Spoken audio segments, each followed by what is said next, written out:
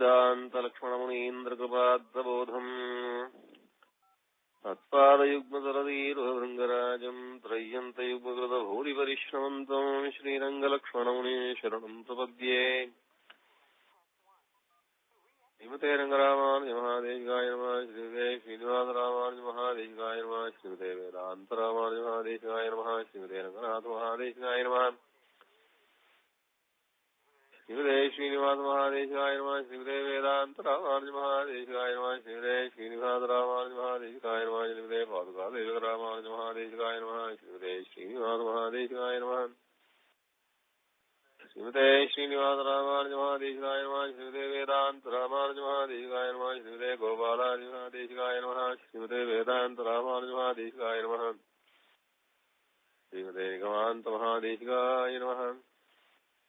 श्रीमते भगवते भाष्यकाराय महादेशिकाय नमः। श्रीमते वकुलभूषण महादेशिकाय नमः। श्रीमते रंगनायकी नमः। श्रीरंगनाथ परब्रह्मणे नमः। श्रीरंगनाथ दिव्यमणिपादुकाभ्याम् नमः। श्रीमान् वेङ्कटनाथार्य कवितार्किक केसरी वेदान्ताचार्यवर्यो मे सन्निधत्ताम् सदाकृति। जीवनम् जगताम् जीयात् किमप्यवहतस्पृहो स्वतन्त्रो सर्वतन्त्रेषु वेङ्कटेशाह्वयम् वहः।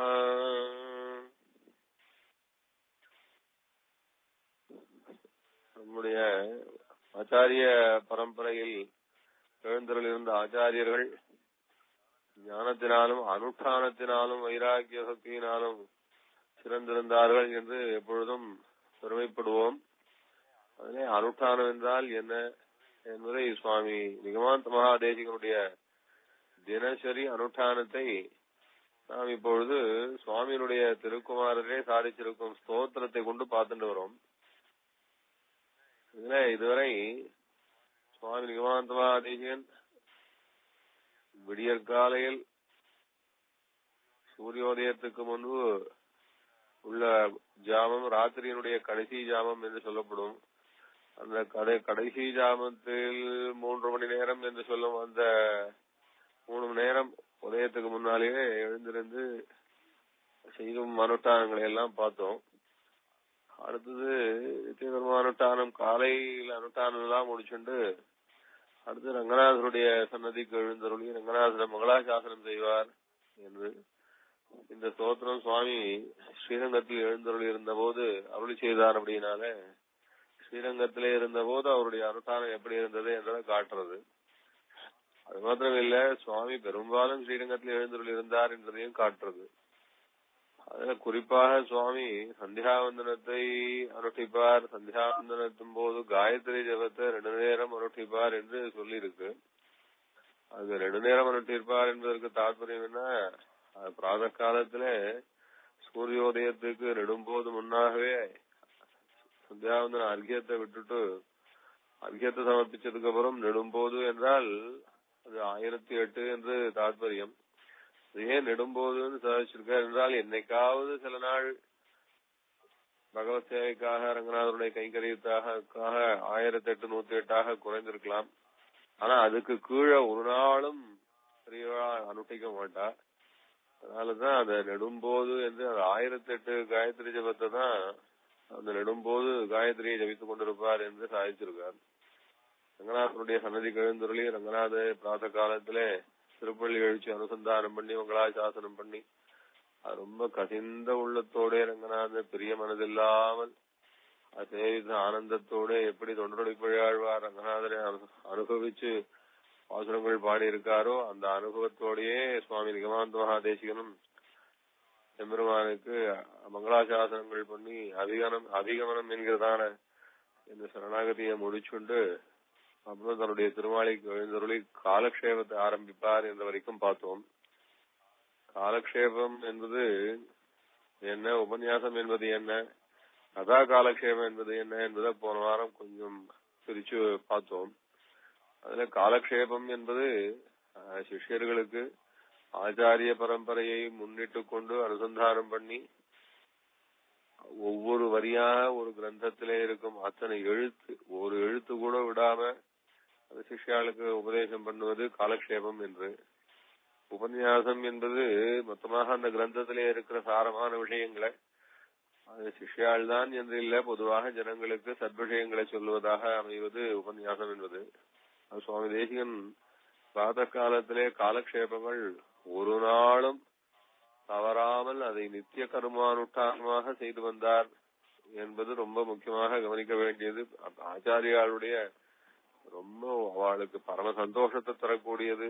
அவளுடைய தேக யாத்திரை என்று சொல்லும்படியான ஜீவனத்துல இந்த காலக்ஷேபம் என்பதுதான் ரொம்ப முக்கியமான அம்சமாக அவளுடைய திருவுள்ளத்திலே இருக்கும். இதனால என்ன, அந்த காலக்ஷேபத்திலே எனக்கு பூர்வாச்சாரியாளுடைய கிரந்தத்தை அனுபவிச்சு அந்த அனுபவமானது, இப்ப ஏற்பட்ட அனுபவம் நம்ம சம்பிரதாயத்துல இருக்கு. இது சிஷ்யர்களுக்கும் பிற்காலத்திலே வரக்கூடியவர்களுக்கும் பரம்பரையாக இது மேற்கொண்டு அபிவிருத்தியாகி எல்லாரும் நம்ம சம்பிரதாயத்தை ரொம்ப ரொம்ப ஸ்திரமான அபிப்பிராயத்தோட ஸ்திரமான ஈடுபாட்டோட இருக்க வேணும்னா அதுக்கு காலக்ஷேபம் ரொம்ப அவசியம்.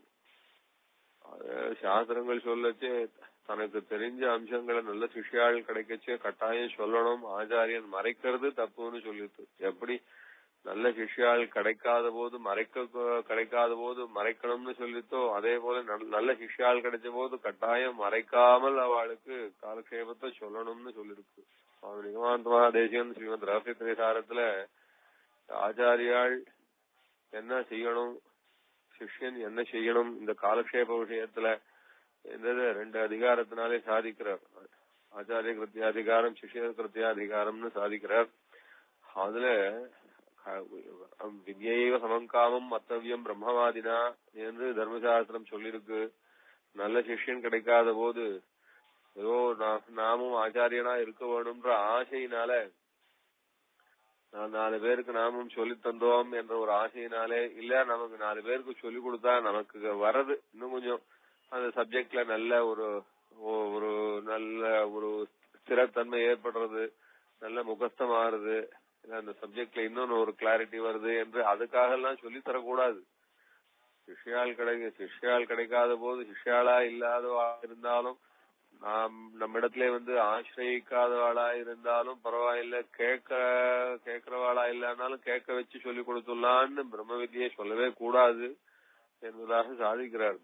வித்யைவ சமங்காமம் மர்த்தவியம் பிரம்மவாதினா, தனக்கு கிடைச்ச பிரம்ம வித்யோட அப்படியே தான் மடிஞ்சு போவதுதான் கரெக்டே வழிய, இது சொல்லி கொடுத்தா நமக்கு வருது அதனால வேணா சொல்லலாம் என்று நினைப்புல கூட சொல்லி தரக்கூடாது என்பதாக சொல்லியிருக்கா. அதனால அது உபதேசம் என்பது ரொம்ப ஜாக்கிரதையாக எடுத்து சொல்ல வேண்டியது. ஒரு பட்டருடைய காலக்ஷேபத்திலே ஒரு வீட்டுல ஒரு இடத்துல வரும், திருவாய்மொழி விஷயம் ஒண்ணு சாதிச்சு துவயத்தினுடைய அர்த்தத்தை சாதிச்சுருக்கே பட்டர் கதவை சாத்திட்டு சாதிப்பார் என்று. ஏன்னா அந்த சத்விஷயமானது ஒரு வார்த்தை கூட வெளியில யாருக்கும் சிஷ்யாளா இல்லாதவாளுக்கு ஆசிரியிச்சு கேட்கணும்னு ஆசைப்படாதவாளுக்கு இதை தெரிஞ்சுக்கணும்ன்றதான தவிப்பு இல்லாதவாளுக்கு அதுல ஒரு வார்த்தை கூட காதுல விழுந்துடக்கூடாது, மகா தப்பு என்பதனால அது கதவை சாத்திட்டு தான் காலக்ஷேபம் சொல்லுவா என்பதாக சொல்லியிருக்கார். அதுபோல அந்த உபதேசம் என்பது காலக்ஷேப சமயத்துல ரொம்ப பரம ஸ்ரத்தையோட இருக்கிறவாளுக்கு பரம ரகசியமாக ஆச்சாரியன் உபதேசிப்பதாக இருக்கும். அது ஒவ்வொரு வரியும் ஒவ்வொரு எழுத்தும் அந்த கிரந்தத்துல என்ன இருக்கோ அதுக்கு என்ன தாற்பயம் உண்டோ அதை விளக்கி சொல்வது காலக்ஷேபம். சுவாமி தேசிகன் தன்னுடைய வாழ்நாள் பூராவும் ஒரு நாளும் தவறாமல் காலக்ஷேபம் சாதிச்சிருக்கார். அந்த காலக்ஷேபத்துல 30 முறை ஸ்ரீவாஷ்யம் சிவபிரகாசியோட சாதிச்சிருக்கார் என்பது சங்கல்ப சூரியோதயத்துல சுவாமியே சாதிச்சிருக்கிற விஷயம். திரிம்சத்வாரம் சிராவித மீமாம் சாரீரக பாஷ்யா அப்படின்னு சாதிச்சிருக்கார். அதுல 30 முறை என்பது அந்த சங்கல்ப சூரியோதயம் எழுதினதற்கு முன்னாலே சாதிச்ச விஷயம். அதுக்கப்புறமும் நிறைய சாதிச்சிருக்கார். அதனால காலக்ஷேபம் தான் சுவாமி தேசிகனுக்கு நித்தியம் நல்ல பொழுதுபோக்கு. இதுல அந்த காலக்ஷேபத்தை சிஷ்யாள் ஸ்ரத்தை உள்ளவாளுக்கு மாத்திரம்தான் சொல்லணும்ன்றதுல சுவாமி ரொம்ப அதுல ரொம்ப கவனம் அதிகம். அந்த ரகசிய திரேசாரத்துல நிறைய பல விஷயங்களாலே சாதிக்கிறார் அவர். எப்படி சொல்றாருன்னா, ஊஷரே நிவபே பீஜம் ஷண்டே கன்யாம் பிரயோஜயேது வானரேவா உத்ருஜேத் அபாத்ரே சாஸ்திரம் உத்ருஜேத். நல்ல விதை, நிறைய கிடைக்காத வசத்தியான ஒரு பயிர் அது. அது மாதிரி வசத்தியான பயிரா நல்ல விதை, அந்த விதைய கொண்டு போய் ஊஷரே நிவபே பீஜம். ஊஷரே, ஊஷரம்னா பாலைவனம். அது ஒரு பாலைவனத்துல கூட கொண்டு போய் கடாய்ச்சலாம், தப்புதான் அது. ஆனா அங்க கூட அதை கொண்டு போய் கடாய்ச்சலாம். ஷண்டே கன்யாம் பிரயோஜயேது வானரேவா உத்ருஜேத் மாலாம். அது பொன் குழந்தை கல்யாணம் பண்ணி குடிச்சே கூட சரி, ஏதோ ஒருத்தருக்கு கூட கல்யாணம் பண்ணி கொடுக்கலாம். அதே போல வானரேவா உத்ருஜேத் மாலாம். வானரே நல்ல பூமாலையை கொண்டு பெருமாளுக்கு சாத்தாம அதை கொண்டு போய் குரங்கு கிட்ட கூட கொடு. ஆனா நான் அபாத்ரே சாஸ்திரம் உத்ருஜேத். ஆனா தகாதவனுக்கு காலக்ஷேமம் சொல்லாத என்று தர்மசாஸ்திரம் சொல்றத ரொம்ப பர்டிகுலரா கோட் பண்றார். அது போல காலக்ஷேபம்னா சரி பரவாயில்ல வாங்கோ அப்படின்னு வந்தாலும் காலக்ஷேபம் சொல்ல மாட்டா. ஏன்னா கீதையில சொல்ற இதந்தே நாதபஸ்காய நாபக்தாய கதாச்சன அசுஷ்ரூஷமே நஜமாம் யோத்தியதே அப்படின்னு சொல்லிட்டு வரச்சே, தகாதவனுக்கு சொல்லிட்டு தகுந்தவனுக்கு சொன்னியானா உனக்கும் இந்த சாஸ்திரத்திலே நிஷ்டை வளரும். அதாவது இந்த சாஸ்திரத்திலே ஒரு நம்பிக்கையும் தெளிவும் அத அனுபவ பரியந்தமானதான் ஒரு நிஷ்டையும் இதெல்லாம் வரும். சில விஷயங்கள் நமக்கே சில சாஸ்திர விஷயங்கள்ல மேல மேல நல்ல நிட்டை இருந்து நல்ல தெளிவு இருந்து நல்ல அனுபவம் இருக்கணும்னா அது நல்ல சிஷ்யாளுக்கு சொல்லிக் கொடுத்தா, ஸ்ரத்தையுள்ள சிஷ்யாளுக்கு சொல்லிக் கொடுத்தா அந்த நிட்டை வளரும். அதுவே அது ஸ்ரத்தை இல்லாம மேம்போக்கா என்னதான் சொல்றாரு பாக்கலாமே அப்படின்னோ இல்லன்னா வேற அபிப்பிராயத்தினாலயோ வந்து கேக்குறவாளுக்கு அப்படி இறைக்கிறதுனால என்ன ஆகுது, சொல்லிக் கொடுக்குற ஆச்சாரியர்கள் நிட்டை போயிடுறது. அவருக்கே அந்த சாஸ்திரத்துல விசுவாசம் குறைஞ்சு போய் அந்த சாஸ்திரத்தினாலே வரக்கூடிய தெளிவு, அதனாலே வரக்கூடிய பகவத் அனுபவங்கள் எல்லாம் குறைஞ்சு போயிடும் என்பதனால என்ன நிட்டை வரணும்ன்றதுனால இவ்வளவு புத்தகங்கள் வாசிச்சு சாஸ்திரத்தை வசப்படுத்தி வச்சிருந்தாலோ அந்த நிட்டை அவளை விட்டு போயிடும். எப்படி ஒரு ரொம்ப ஐஸ்வர்யத்தை கஷ்டப்பட்டு சேர்த்த பணம் அவனுக்கு உபயோகப்படாம அவனை விட்டு போனா அவன் எவ்வளவு வேதனைப்படுவானோ அதை விட ரொம்ப வேதனை அந்த சமப்பட்டு சம்பாதிச்ச வித்தியானது, அந்த வித்தியானது தனக்கு ஒரு நிட்டைய கொடுக்காம அந்த நிட்டைய அபிவிருத்தி ஆகாம அந்த நிட்டையினாலே ஒரு பகவத் அனுபவங்கள்லாம் கிடைக்காம போய் அது நம்ம விட்டு குறைஞ்சு போறது, ஒரு அவிஸ்வாசம் வந்து போறது. நம்ம படிச்ச சாஸ்திரத்துல நமக்கே ஒரு அவிஸ்வாசம் வந்துடும். இப்படியான ஒரு ரொம்ப கஷ்டங்கள்லாம் இருக்கு. நல்ல சிஷ்யாளுக்கு உபதேசம் பண்ணாம ஏதோ மேம்போக்கா பாவனை பண்ற சிஷ்யாளுக்கு எல்லாம் சொல்றதுனால தேசிகன் ரொம்பவும் இந்த விஷயத்துல ரொம்ப கரார். எல்லா ஆச்சாரியாலுமே அப்படிதான். தேசிகன் அதுல ஒரு எடுத்துக்காட்டா இருந்தார். அதனாலதான் சுவாமி தேசிகனுடைய தினச்சரிகளை சொல்லச்சே சிஷ்யான் அனன்யாஸ்ரயாபிமுக்கியான்னு சாதிச்சார். சுவாமி தேசிகனிடத்துல அவ்வளவு விசுவாச பக்தியோட இருந்து தேசிகன் திருவாக்காலே கேட்பதற்கு நாம் என்ன கோடி புண்ணியம் பண்ணினோமோ என்று பாவிச்சுண்டு வரக்கூடிய அந்த சிஷ்யாளுக்கு தான் உபதேசம் பண்ணுவார், மற்றவாளுக்கு எல்லாம் உபதேசம் பண்ண மாட்டார் அப்படிங்கிற அனன்யாஸ்ரேனாபிமுக்கியான்னு சுவாமியினுடைய குமாரன் இந்த ஸ்தோத்திரத்துல தேசிக தினச்சரிய ஸ்தோத்திரத்துல சாதிச்சார் அப்படின்னையும் பார்த்தோம். அந்த மாதிரி வர சிஷ்யாளுக்கு உபதேசம் பண்ணுச்சே தனயா விசேஷம் உபவாதி தேசம் அப்படின்னு எப்படி உபதேசம் பண்ணுவார்னா தன்னுடைய சொந்த குழந்தையான நம்ம வரத குரு இருக்காரே, இந்த ஸ்தோத்திரம் பண்ணாரே வரதாச்சாரியார் நயினாச்சாரியார், அவரிடத்துல எவ்வளவு ஆசையோட அபிமானத்தோட சுவாமி தேசிகன் உபதேசம் பண்ணுவாரோ அது போலத்தான் மொத்த பேருக்கும் உபதேசம் பண்ணுவார். அந்த தேசிகனே தேசிக பிரபந்தத்துல ஒரு இடத்துல சாதிச்சிருக்கிறத பாக்குறோம். சிறுபயனில் படியாத தகவோர் எம்மை சேர்க்கா அடைக்கலங்கொண்ட பெருமாள் தானே மறுபிறவியரில் அழித்து. சிறுபயனில் படியாத தகவோர், ஏதாவது சிஷ்யன்னா நம்ம ஆச்சாரியாளா இருந்தா அதனாலே நமக்கு ஒரு பெருமை தானே. சிஷ்யன்னா காலக்ஷேமம் பண்ணா ஏதாவது நமக்கு திரவியம் சமர்ப்பிக்க மாட்டானா, அந்த சம்பாவனை கிடைக்கிறதுன்னா அது ஒரு பெரிய சந்தோஷம் தானே அப்படின்னு ஏதாவது பறக்கும் புகழ் வரும் பைம்பொருள் வாய்த்திடும் பத்தர்களாய் இறக்கின்றவர்க்கு இவை ஈந்தால் அறமுளதென்று எம்பார். கரக்கங்கரத்துடை தேசிகர் கன்றே நம்மை எண்ணி சுரக்கும் சுரபிகள் போல் சொருகின்றனர் சொல்ல முதே கரக்கும் கருத்துடை தேசிகர்.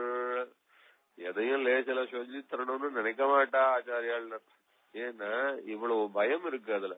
இப்ப முன்ன சொன்னேன், அசத்தான சிஷியனுக்கு காலக்ஷேபம் பண்ணினா பலன் என்னன்னா ஆச்சாரியனும் அசத்தா போயிடுவார்.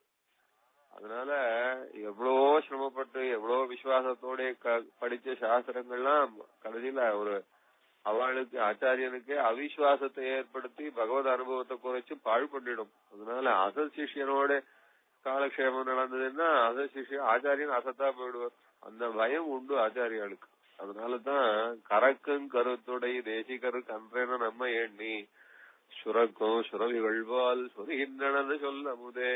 எப்படியா அன்றுன்ற கன்றுக்கு தாய் பசுவானது தன்னுடைய அன்பினுடைய வெள்ளமாக எப்படி பால் ஊட்டுமோ அது போல சிஷ்யாளுக்கு ஆச்சாரியன் பாடம் சொல்லி தருவார் அப்படின்னு அதான் நல்ல ஆச்சாரியன் என்பதாக சாதிக்கிறார். அதுல பறக்கும் புகழ் வரும் பைம்பொருள் வாய்த்திடும்.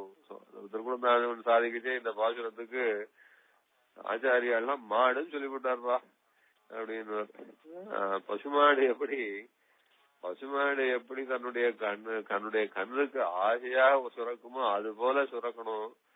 அதுல பறக்கும் புகழ் வரும் அப்படின்னு.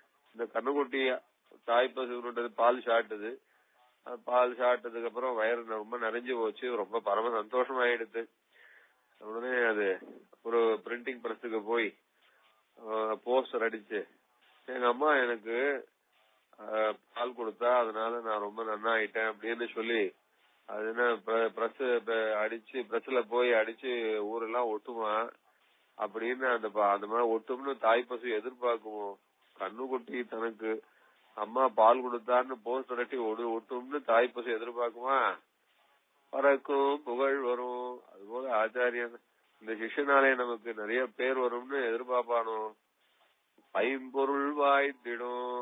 இல்ல அந்த கண்ணுக்குட்டி தான் அம்மா கிட்ட தாய்ப்பால் சாப்பிட்ட உடனே, அம்மா இன்னைக்கு நிறைய பால் கொடுத்தா ரொம்ப சந்தோஷம், இன்னைக்கு நீ 1 லிட்டர் பால் கொடுத்தா நான் திணி சாப்பிட்டுட்டேன், 1 லிட்டருக்கு பாலுக்கு உண்டான பைசா இந்தா வச்சுக்கோ அப்படின்னு அந்த கண்ணுக்குட்டி கொடுக்குமோ? அதை எதிர்பார்த்துதான் அந்த பசுவானது பால் கொடுக்கறதோ?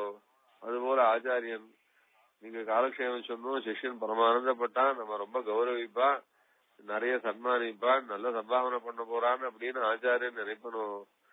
அதான் நல்ல ஆச்சாரியா இருக்கிறவர் அந்த எப்படி தாய் பசு கண்ணுக்கு கொடுக்குமோ அது போல அந்த கண்ணுக்குட்டி நன்னா இருக்கணும், ஜீவிக்கணும், பழைக்கணும், அபிவிருத்தியாகணும் அப்படின்னு தான் ஆசைப்பட்டு கொடுக்கும். அது போல ஆச்சாரியன் சிஷ்யனுக்கு உபதேசம் பண்ணணும். பறக்கும் புகழ் வரும் பைம்பொருள் வாய்த்திடும் பத்தர்களாய் இறக்கின்றவர்க்கு இவை ஈந்தால் அறமுளதென்று இயம்பா. இது இன்னும் ரொம்ப சுவாரஸ்யமா.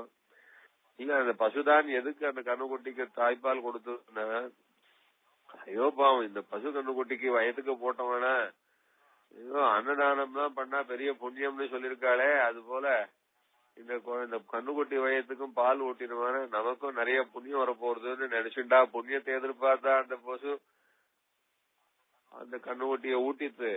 அது போல ஆச்சாரியாள் இந்த கிரந்த பிரச்சாரம் பண்ணினோம், அதனாலே நமக்கு பூர்வாச்சாரிய அனுகிரகம் கிடைக்கும், இந்த கிரந்த பிரச்சாரத்தினாலே தர்மம் நமக்கு விளைஞ்சது அப்படின்னு நினைச்சுட்டு பண்ணுவாளா?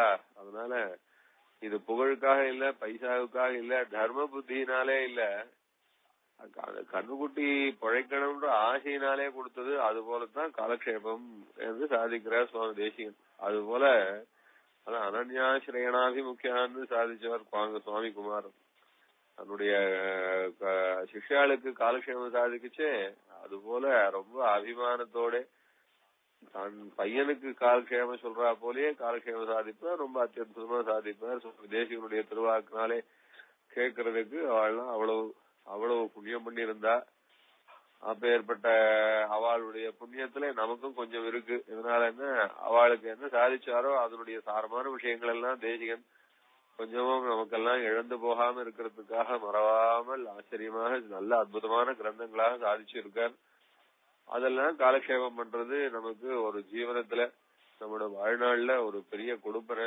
இதேதான் நம்ம ஆச்சாரியர் சுவாமி தேசிகனுடைய கிரந்தத்தை காலக்ஷேபம் சாதிக்கிறதே பெரிய புருஷார்த்தமா. இதே போல பாஷ்யகார கிரந்தங்கள் இதெல்லாம் ரொம்ப முக்கியமாக ஒரு வாழ்நாளிலே தனக்கு கிடைக்க வேண்டியதான ஒரு பெரிய லாபமா நினைச்சுட்டு காப்பாத்திட்டு உபதேசம் பண்ணிட்டு வந்தார்.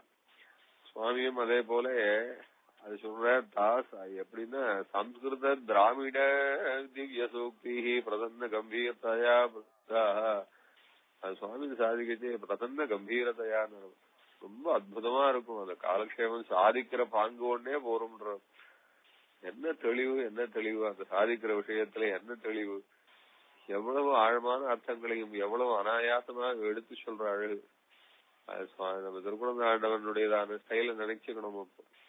திருக்குழந்தை ஆண்டவன் எவ்வளவு கஷ்டமான சாஸ்திர விஷயங்களா இருந்தாலும் அதை எடுத்து சொல்லச்சே அந்த ஒரு தெளிவும் அது எவ்வளவு ஈஸியா சொல்லுவார். இவ்வளவு ஈஸியா இந்த சாஸ்திரத்தை இவ்வளவு எளிமையான பதங்களினாலே ரொம்ப அனாயாசமாக, அது மாத்திரம் இல்ல, அது கேட்டா திருப்பியும் மறக்க முடியாதபடிக்கு அவ்வளவு மனசுல பதியும்படியாக அப்படியே நெஞ்ச தொட்டு தடவி தரா மாதிரியாக்கும் உபதேசமா இருக்கும்.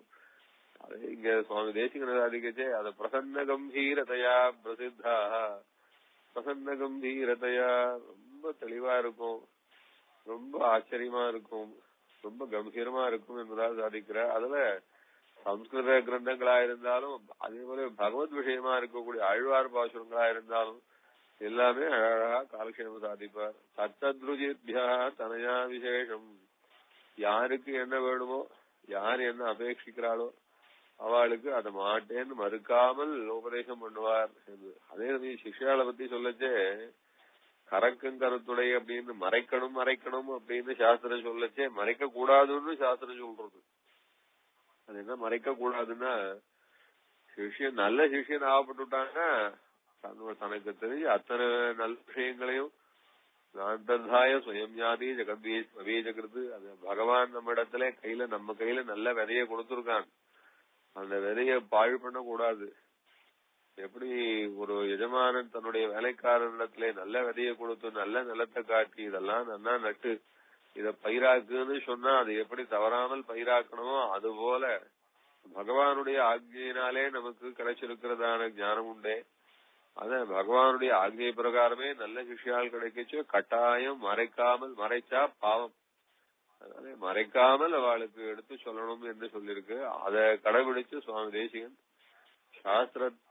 சாஸ்திரம் சொல்லிருக்கு என்பதனாலும் நல்ல சிஷ்யாளுக்கு உபதேசம் பண்ண வேண்டும் என்கிற ஆசையினாலும் இப்படி அழகாக காலக்ஷேபம் சாதிப்பார் என்று சொல்லி இந்த காலக்ஷேபம் என்பதே உபாதான வேலையாக நிர்ணயம் பண்ணிருக்கா பெரியவாள். உபாதானம் என்றால் பொருள் சேகரிக்கிறதுன்னு முன்னே சொன்னோம். எப்படி தினமும் சரணாகதி பண்ணணுமோ, எப்படி தினமும் பகவானுக்கு ஆராதனம் பண்ணணுமோ, எப்படி தினமும் வேதாத்தியனம் பண்ணணுமோ, அதே போல தினமும் எப்படி யோகாபியாசம் பண்ணணுமோ அதே போல தினமும் பொருள் சேகரிக்கணும். பொருள் சேகரிச்சாத்தானே ஜீவனம் நடக்கும். பொருள் சேகரிப்பை வச்சுதானே பகவான் இந்த லோகத்திலே அத்தனை பேருக்கும் இந்த வாழ்க்கை என்கிறதான சக்கரத்தை ஓட்ட வைக்கிறான். அது இல்லைன்னா பொருள் சேகரிக்காம ஜீவனம் நடக்காது.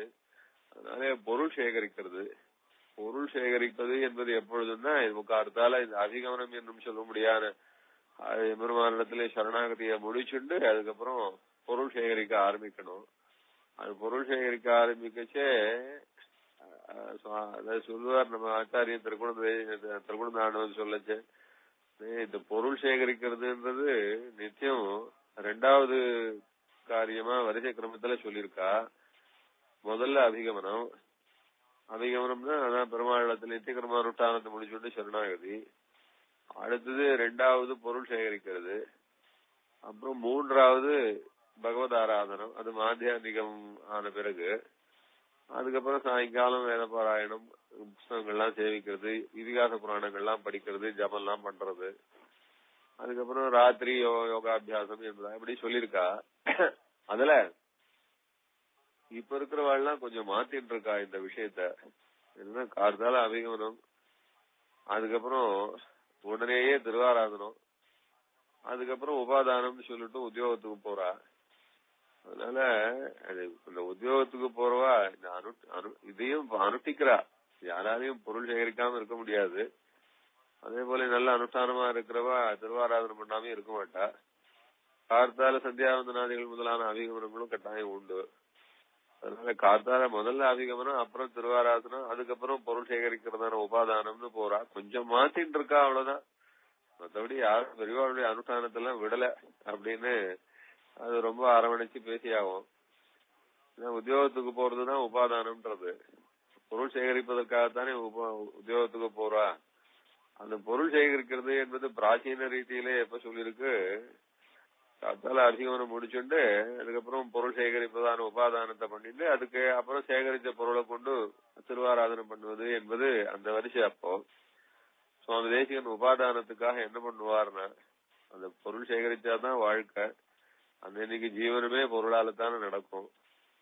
அதுல தேசிகன் அந்த பொருள் சேகரிக்கிறதுல அவ்வளவு ரொம்ப சாஸ்திரத்தையே கொஞ்சம் கூட மீறாம கவனமாக பொருள் சேகரிக்கிறதான இந்த உபாதான காலத்திலே உபாதானம் பண்ணுவார் என்று சொல்றார். எந்த மாதிரி பொருள் சேர்த்துட்டு இருந்தார்னா, சுவாமி தேசிகன் பிராமணாளுக்கு என்று சொல்ல முடியாததான வழிகளில ரொம்ப வசதியான வழியில தான் ஜீவனம் பண்ணிட்டு இருந்தார். பிராமணாளுக்கு என்னென்ன வழிகள்லாம் சொல்லிருக்குன்னா, சில விருத்தின்னு ஒண்ணு சொல்லிருக்கு, அடுத்தது உஞ்ச விருத்தின்னு சொல்லிருக்கு, அயாஜித விருத்தின்னு ஒண்ணு சொல்லிருக்கு, பிரதிகிரக விருத்தின்னு ஒண்ணு சொல்லிருக்கு, அதுக்கு அடுத்தது பிரதகம்னு ஒண்ணு சொல்லிருக்கு, அதுக்கு அப்புறம் பௌரோஹித்யம்னு சொல்லிருக்கு. இதுக்கு மேலாக சில இந்த குசீதம் என்று சொல்ல முடியாத இந்த வட்டி விருத்தி இதெல்லாம் இருக்கு. இப்படி ஒண்ணுன்னா சொல்லிட்டு போயிருக்கு. அதுல பிராமணர்களுக்கு ரொம்ப வசதியானது, ரொம்ப பாவமே இல்லாதது, ரொம்ப தர்மமானது எதுன்னு சொன்னா சிலவிருத்தின்னு சொல்லிருக்கு. சிலவிருத்தின்றது ரொம்ப கஷ்டமானது. என்ன அந்த சிலவிருத்தி இந்த மாதிரி பிராமணர்களுக்கு சொல்லப்பட்டதான விஷயங்களில என்ன அடிப்படைன்னா, பெருமாள் நமக்கு சாதம் போடாம இருக்க மாட்டார். எப்படியா இருந்தாலும் சாதம் போடுவார், நன்னா போடுவார், திருப்தியா போடுவார், குறைய வைக்க மாட்டார் அப்படிங்கிற பரிபூர்ண விசுவாசம் இருக்க. அதை அடிப்படையா கொண்டுதான் பிராமணர்களுக்கு ஜீவனம். பெருமாள் எல்லாருக்கும் சாதம் போடுவார், அதை எல்லாரும் தான் நம்பணும் என்று இருந்தாலும் அந்த நம்பிக்கையே அடிப்படையாக வாழ்க்கையினுடைய அடிப்படை ஜீவாதாரமாக கொண்டு பெரியவாள்லாம் ஜீவிச்சிருக்கா, நன்னாத்தான் இருந்தாவாள்லாம். அதுல சுவாமி தேசிகனும் ரொம்ப வசந்த எடுத்துக்காட்டு.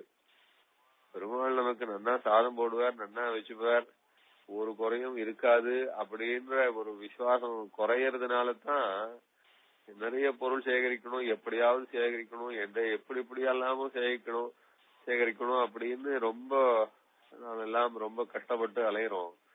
அதான் நம்ம ஆச்சாரியாள்ல அதுவும் சுவாமி தேசிகன் ரொம்ப முக்கியமா எப்படி அந்த காலத்துல ரிஷிகள் எப்படி எல்லாம் இருக்கணும்னு சொல்லியிருக்காங்களோ அதே போலயே இருந்து காட்டியிருக்காரு அவர். அதனால சுவாமி தேசிகனுடைய விருத்தியானது சுவாமி தேசிகனுக்கு தான் தகும், நமக்கெல்லாம் தகாதுன்னு நமக்கு ஒரு பெரிய பிரமம் இருக்கு. அந்த பிரமம் போறது ரொம்ப கஷ்டம். தேசிகன் எப்படி வாழ்ந்தார் அப்படின்னா, அந்த சில விருத்தி உச்ச விருத்தின்னு 2 விருத்தி சொல்லியிருக்கு இல்லையா, அதுக்கப்புறம் அயாச்சித விருத்தி இப்படின்லாம் சொல்லியிருக்கோம் இல்லையோ. அதுல ஒவ்வொரு விருத்தின்னா என்னன்னு சொல்றேன், அதுக்கப்புறம் அதுல தேசிகன் என்ன பண்ணிட்டு இருந்தாருன்னு பாக்கலாம். சில விருத்தின்றது ரொம்ப நாமெல்லாம் கொஞ்சம் கூட இந்த காலத்துல மனசே ஒத்துக்காது அந்த மாதிரியான சில விருத்தி. தானியங்கள்லாம் விளையிறது, அந்த பயிர் நிலங்கள்ல விளைஞ்சாவிட்டு அறுவடையாகும். அறுவடையாகச்சு அந்த தானியங்கள் சிந்தும், அங்க பயிர் நிலங்கள்ல சிந்தி இருக்கும். அந்த மாதிரியான சிந்தி இருக்கிற தானியங்களை போய் சேகரிக்கிறது சில விருத்தின்னு பேரு. அது நம்முடைய நிலம் இல்லை, யாருடைய நிலமோ தான் அது. யாருடைய நிலமோ அது. அந்த நிலத்துல அது சிந்தினா விட்டு அந்த பயிர்காரன் அந்த தானியங்களை எடுத்துக்க மாட்டான். அது சிந்தின தானியம் தான்.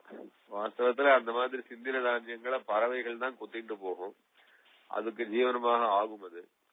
அது மாதிரி சிந்தின தானியங்கள் இருக்க, அந்த தானியங்களை போய் சேகரிச்சுட்டு வந்து அந்த தானியங்களை கொண்டே கலிகை பண்ணி பெருமாளுக்கு சமர்ப்பிச்சு சாப்பிடுறது என்பது இது சில விருத்தின்னு வேறு. இது ரிஷிகள் அந்த காலத்துல பல பேர் பண்ணிட்டு இருந்த காரியம். இது தானே கீழே விழுற பதார்த்தங்களை பொறுக்கி எடுத்துன்னு வந்து பண்றதுன்னு அதுலயும் ஒரு சின்ன ஒரு ரெஸ்ட்ரிக்ஷன் போட்டிருக்கா. என்னன்னா, அது அந்த சிலமானது கீழே விழுந்திருக்கும் இல்லையா தானியங்கள், அந்த தானியங்களை பொறுக்கச்சே ஒருவேளை பட்சிகள் அதுகளும் அங்க அதெல்லாம் மேய்ஞ்சிட்டு இருந்ததுன்னா ஒரு பட்சியையும் கையை தட்டி ஓட்டக்கூடாது. அந்த பட்சிகளுக்கு விட்டு போனது போக மீதி எடுத்து சாப்பிடணும். அந்த அளவுக்கு சுவாமி இவ்வளவு கடுமையாவா இப்படி ஒரு தர்மசாஸ்திரம் சொல்லணும்னா, தர்மசாஸ்திரத்து கிளாரிட்டி என்னன்னா, சாப்பிடுறதுக்கு பெருமாள் கட்டாயம் சாதம் போடுவார். அந்த நம்பிக்கை இருக்கிறவாளுக்கு கட்டாயம் இதெல்லாம் நன்னா கிடைக்கும், கிடைக்காம போகாது. நன்னாவே கிடைக்கும், நிறையவே கிடைக்கும். அதனால இந்த விருத்தி சில விருத்தின்னு பேரு. இது தானியங்களை தானியங்கள் சிந்தின பயிர் நிலங்களில் இருந்து பறவைகளோட அது கூட பறவைகள் எல்லாம் விரட்டாம அது என்ன மிச்சம் இருக்கோ அதை திரட்டி எடுத்துன்னு அதை தலிகை பண்ணி திருவாராதனை பண்ணி சாப்பிடுறதுன்றது இந்த காரியத்தை தேசிகன் பண்ணிருக்கார். எப்படி தெரியறதுன்னா, வைராகிய பஞ்சகத்துல தேசிகன் சாதிக்கச்சே, வைராகிய பஞ்சகம்னு ஒரு சின்ன ஸ்தோத்திர பாடம் இருக்கு இல்லையா, 6 ஸ்லோகம் இருக்கு. முதல்ல ஒரு ஸ்லோகம் சாதிச்சார், அப்புறம் 5 ஸ்லோகம் சாதிச்சார். அப்புறம் 5 ஸ்லோகம் சாதிச்ச போது அதுக்கு வைராகிய பஞ்சகம்னு பேர் வச்சார். அப்புறம் மொத்தம் 6த்தையும் சேர்த்து வைராகிய பஞ்சகம்னு இப்ப சொல்லிட்டு இருக்கோம். அதுல முதல் ஸ்லோகம் இருக்கு, யக்ஷோணி கோண சதாம்ச பாலன கலா துர்வார கர்வா நல க்ஷுபிய க்ஷுத்ர நரேந்திர சாதுரஜனா தன்யாமன்யாமஹே தேவோ சேவிதுமேவ நிச்சினுமஹே யோதோ தயாலு புராதானா முட்டிமுஜே குச்சேல முனையே தத்தே ஸ்ம வித்தேஷதாம் அப்படின்னு அந்த ஸ்லோகம் முதல் ஸ்லோகம். வித்யாரண்யர் அந்த விஜயநகர சாம்ராஜ்யத்துல ரொம்ப பிரமாதமா, விஜயநகர சாம்ராஜ்யம்ன்றது இதுக்கப்புறம் ஏற்பட்டது. ஆனா அதுக்கு முன்னாடி அந்த விஜயநகர சாம்ராஜ்யத்துக்கு முன்னோடியான ஒரு ராஜ்யத்தை ஸ்தாபிச்சவர் அந்த வித்யாரண்யர் தான். அவர் தன்னுடையதான சிஷ்யாளா இருக்கிற அந்த ராஜகள்ளத்துல சுவாமி தேசிகனுக்கு நிறைய ஐஸ்வர்யத்தை கொடுக்க சொல்லி அதெல்லாம் ஏற்பாடெல்லாம் பண்ணி வச்சிருந்தார். சுவாமி தேசிகனை வரவழைக்கிறார், இந்த தெலுங்கு தேசத்துக்கு வாரம் ராஜா நிறைய சன்மானம் கொடுப்பான், நான் சொன்னா நிறைய கொடுப்பான்னு. அப்போ யார் தயமும் வேண்டாம், யார் பைசாவும் எனக்கு வேண்டாம், எப்பேற்பட்ட குச்சேலன குபேரன் ஆக்கிறவர் பக்கத்திலேயே இருக்கார், எனக்கு யார் வேணும்னு சொல்லி முதல் ஸ்லோகம் எழுதி அனுப்பிச்சார். அவர் இருந்தாலும் விடாம திருப்பியும் பெரிய மகான் அப்படிதான், நாம சமர்ப்பிக்கிறோம்னு சொன்னா வேண்டான்னு தான் சொல்லுவா. அதுக்காக நாம கொடுக்காம இருக்கலாமா, நமக்கு கொடுக்கணும்னு ஆசையா இருக்கு அவளுக்கு. அதனால திருப்பியும் நிர்பந்தமா இன்னொரு தூது அனுப்பிச்சார். அப்பதான் இந்த வைராகிய வஞ்சகம்னு எழுதி அனுப்பிச்சார் சுவாமி தேசிகன். எனக்கு வேண்டாம், யாருடைய பைசாவும் வேண்டாம், நான் என்ன பைசா இல்லாதவனா, எவ்வளோ ஐஸ்வர்யம் என்னுடைய பிரபு வரத பிரபு இருக்கான், அவனை காட்டிலும் ஐஸ்வர்யம் உண்டா, அவன் கொடுக்காத ஐஸ்வர்யம் உண்டா, அதனாலே ஒன்னும் வேண்டாம். ஆத்திரி பித்ரார்ஜிதம் கிஞ்சிதுன்னு வயா கிஞ்சிதார்ஜிதம் அசிமே ஹசீலாகிரே வசு பைதாமகம் தரம், பெரிய பணம் வச்சிருக்கேன் நான், எதுக்கு இந்த லோகத்திலே மத்தவாள்லாம் பணம்னு நினைக்கிற சாமானிய பணம் தேவையில்லைன்னு சொன்னார்.